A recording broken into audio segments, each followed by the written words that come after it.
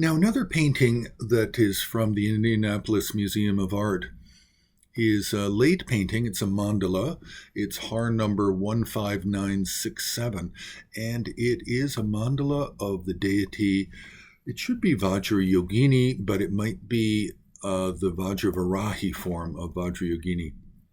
It's hard to tell because the central figure is quite small, and we can't see clearly whether or not it has a boar's face extending from the side or on top. But even when we zoom in a little bit, it's not clear whether or not we have that. But it generally looks like we don't.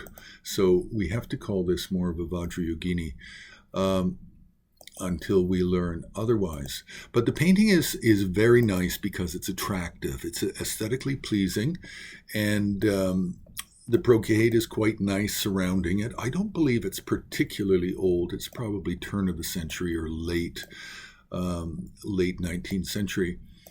But one of the fun things about it is the history. It belongs to the Kagyu tradition, but it belongs to the Taklung Kagyu. And we really just don't find a lot of late Taklung Kagyu paintings because they became a much smaller tradition of Kagyu. Biggest tradition of Kagyu in the last 300-400 years is the Drukpa Kagyu. They're the largest, and they have three types. They have upper, middling, and lower, and this has to do with geographic regions of Tibet, Bhutan, and Ladakh primarily. But this painting is nice because it's Taklung. And how do we know that? We know that because there's inscriptions on the figures. So at the top center, we have a blue Vajradhara, then we have a Tilopa and a Naropa seated on the proper right and left. Then in the upper left corner, viewer's corner, we have the Mahasiddha Saraha from India. And in the upper right corner, we have Shavaripa. Then below the two central Mahasiddhas and next to the Vajradhara, we have a Marpa and a Milarepa. And then below that on the left is Gampopa and then his student, Pakmodrupa. And then below that, all the way to the lower right side, the first teacher there is Taklung Tangpa Chempo, founder of Taklung.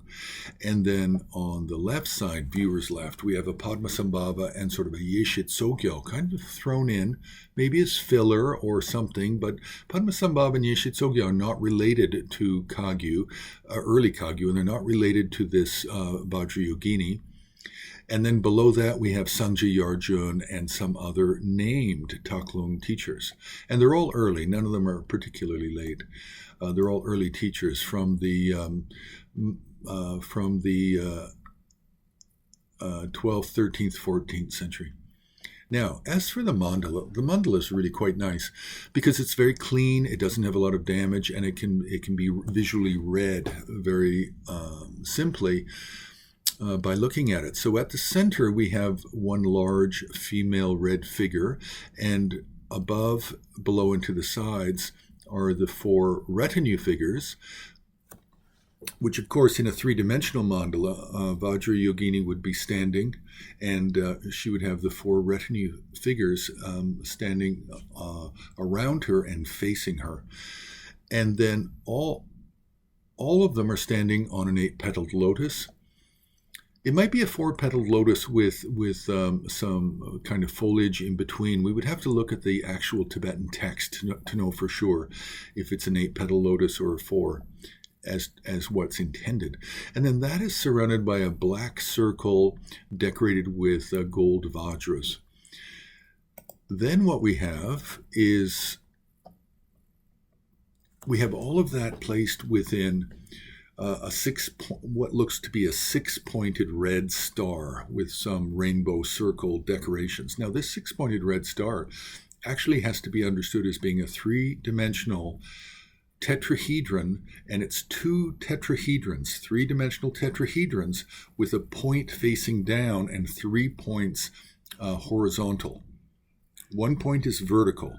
3 points of the tetrahedron are horizontal, and there's 2 tetrahedrons. 2 of these tetrahedrons are merged together, and then if you look from the top of the tetrahedron, it looks like this 6-pointed star. And this has to do with Buddhist tantric meditation theory and visualization theory. And the tetrahedrons in tantric Buddhism represent the source of all dharmas. They represent coming into reality and coming out of emptiness. And then after that, the tetrahedron is the first geometric object that is three-dimensional. It's how you get three dimensions. If you didn't have the fourth point of a three-dimension of a tetrahedron, it would simply be a two-dimensional object. Now, the rainbow circles surrounding this has to do with the inner practices of the veins and airs, and they're just placed decoratively, but what they are intended to convey is, if you're also visualizing not just the Dharmakara, the tetrahedrons externally as the source of where the Vajrayogini mandala arises from, but then even internally there can be visualizations of the tetrahedron, and then those tetrahedrons have what are called gawakil, which is a bliss whorls or spinning bliss drops of elements or airs in the body. Elements, and then the movement is the airs. Then outside of that, we have a green field. Now the green field is very foliate, and it's just decoration. It simply is decoration, and you have to look at it as such, the way it's done. And then outside of that, you have multicolored petals, and then outside of that, you have the 8 great cemeteries. Most semi-peaceful, semi-wrathful deities, of which Vajrayogini generally belongs, have the 8 great cemeteries, and that's based on coming out of the Chakrasambhara tantras. Wrathful deities generally always have the 8 great cemeteries. Peaceful deities never have cemeteries. Peaceful deities have pleasure gardens and palaces and lots of servants and lots of opulence. But semi-wrathful and wrathful deities have cemeteries. And then outside of that, we have the fire of, really it's wisdom fire surrounding the entire mandala, which reminds you that it's all emptiness.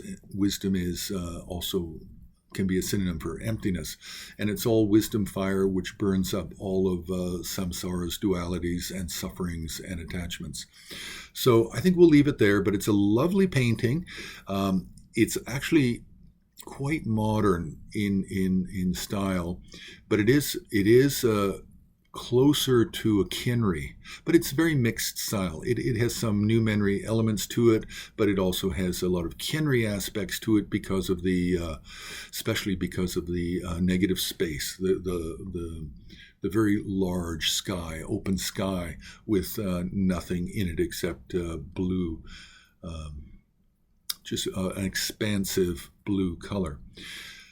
So you can press like, you can subscribe, you can join HAR on Patreon, you can make a donation on the homepage of Himalayan Art Resources.